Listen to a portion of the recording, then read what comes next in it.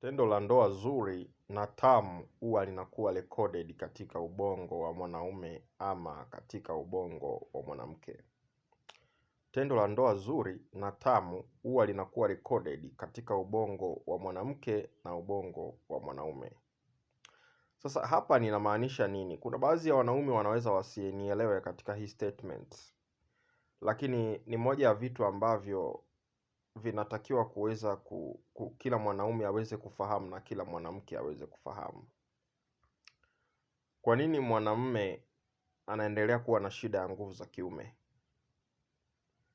Kwa nini mwanamke hatamani tena kushiriki tendo la ndoa baada ya kuwa tayari ameshashiriki na wewe?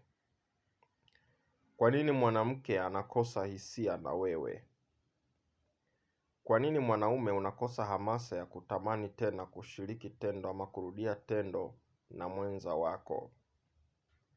Hii ni kwa sababu ya kumbukumbu mbaya ambayo iliyokuwa recorded hapo nyuma, ama mara yako ya mwisho kuweza kushiriki.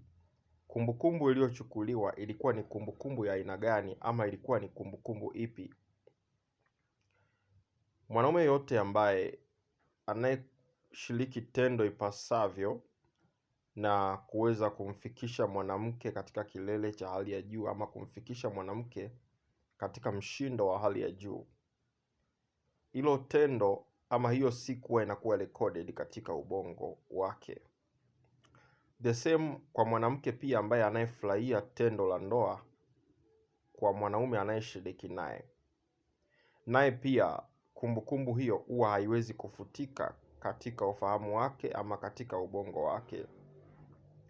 Vyote kwa pamoja vinakuwa recorded na vinakuwa included katika ubongo wake, na kumbukumbu hiyo inatunzwa.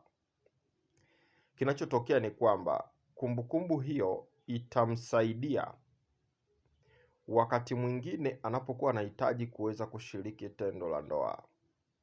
Na ndio maana ukiongea na wanawake wengi anakwambia, baada ya kuwa nimeshiriki tendo la ndoa na huyu mwanamume, baada ya pale nimekuwa nikikaa nikimfikiria siku nzima. Nimekaa nakumbuka style zilizokuwa tunazitumia. Nimekaa nakumbuka namna alivyokuwa ananikojoza.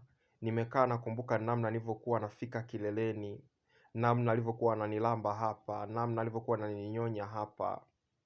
Vyote hivyo ni vitu ambavyo mwanamke mwisho wa siku anakuambia kwamba hivyo vitu bado anavikumbuka katika ufahamu wake, bado anavikumbuka katika akili yake. Sasa mwanamke huyu akipata tendo la ndoa ambalo ni bovu, akipata tendo la ndoa ambalo halina amsha, tendo la ndoa ambalo halina mguso wa aina yoyote, umemwacha njiani, hujamfikisha anapotakiwa. The same pia kama ilivyo kwa tendo la ndoa nzuri, kumbukumbu hiyo huwa inakuwa recorded kwenye ubongo wake. Sasa utakapoanza kutuma message kwa huyu mwanamke, ile kumbukumbu itakuja na moja kwa moja ataanza kukuignore. Lakini pia kwa mwanamume pia ni hivyo hivyo. Kwa nini wanaume wengi wana struggle sasa hivi kuweza kuperform vizuri katika tendo la ndoa? Hii ni kwa sababu ya kumbukumbu ambayo aliyokuwa nayo mara ya mwisho alivyokuwa anashiriki. Namna alivyoshiriki, namna alivyowahi kumwaga, namna alivyowahi kukojoa.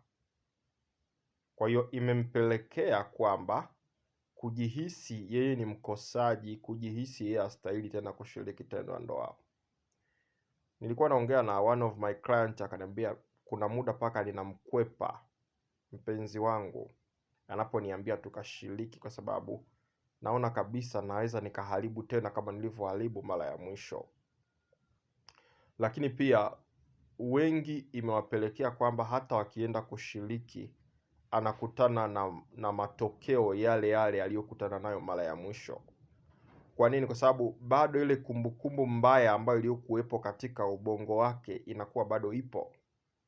Sasa nini kifanyike kuweza kumsaidia mwanaume wa aina hii ama mwanamke wa aina hii? Matibabu ya kwanza ni kuweza kumsaidia huyu mtu psychologically, ili aweze kushindana na ile kumbukumbu mbaya, lakini pia alazimishe ubongo wake uingize taarifa ambayo ni nzuri, ama uingize kumbukumbu ambayo ni nzuri. Lakini kitu kingine ni matibabu sasa ya kimwili ambayo tutakayomsaidia namna gani huyu mwanaume atakavyotumia mbinu mbadala tofauti na ile aliyokuwa anatumia hapo awali, ili kuhakikisha kwamba na yeye pia anakwenda kufuta kumbukumbu mbaya katika ufahamu wa huyu dada ama ufahamu wa mpenzi wake ambaye aliyeshiriki naye. Kwa the same pia kwa mwanamke naye, na ndio maana katika matibabu ya especially kwa wale ambao wanandoa walio na changamoto hii, huwa napenda niweze kuongea na couples wote wawili, nipende kuongea na wanandoa wote wawili.